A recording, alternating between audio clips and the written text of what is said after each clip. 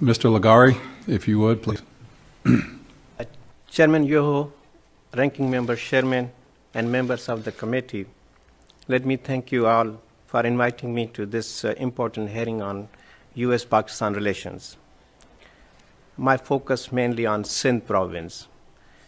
Mr. Chairman, Pakistan is topic of much media discussions, but there is little media and political discussions about the Sindhis, who comprises about 14% Pakistan's population of just over 205 million people. Mr. Chairman, Sindhi people believed that becoming part of Pakistan would bring an end to religious wars and the prevalence of justice and rights. But hostility and tensions in the region have never ended.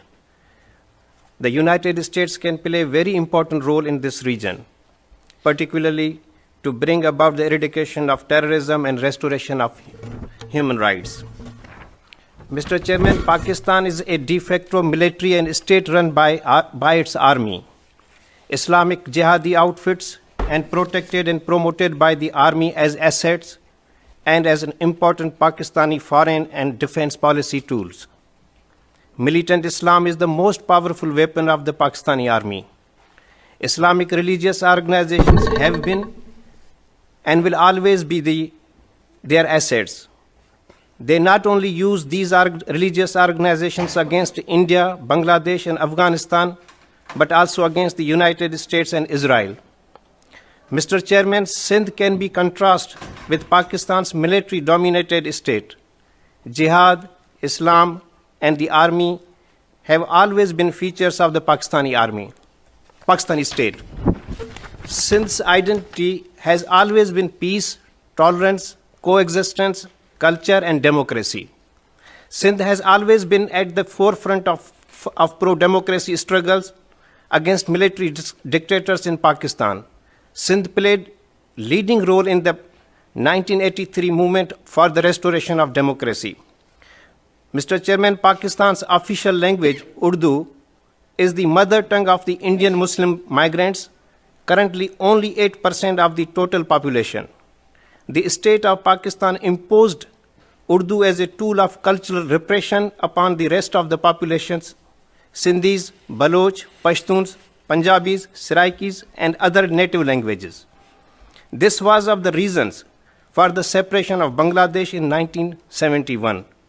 Injustice done to the indigenous languages has eroded the cultural identity of Sindh, replaced by the violence and extremism. The state has catered the interest of Punjabis and Muhajirs. Punjab has always been superior. Muhajirs have always been privileged. Meanwhile, Pashtuns, Sindhis, and Baloch have always suffered. Mr. Chairman, as long as you don't understand these ground realities, you will not be able to align American interest and relation with those of Pakistan. Hundreds of Sindhis nationalists are missing in Sindh, and thousands of Baloch nationalists are missing in Balochistan. Their enforced disappearances is part of the so-called strategic depth policy of Pakistan's army and ISI, because these activists are against the multi-billion-dollar CPEC. Young Sindhi Hindu women are being forcefully converted to Islam and made sex slaves of Islamic extremists in Sindh. Mr. Chairman, it is high time that the United States reconsider the nature of their relationships with Pakistan, their military, and the ISI.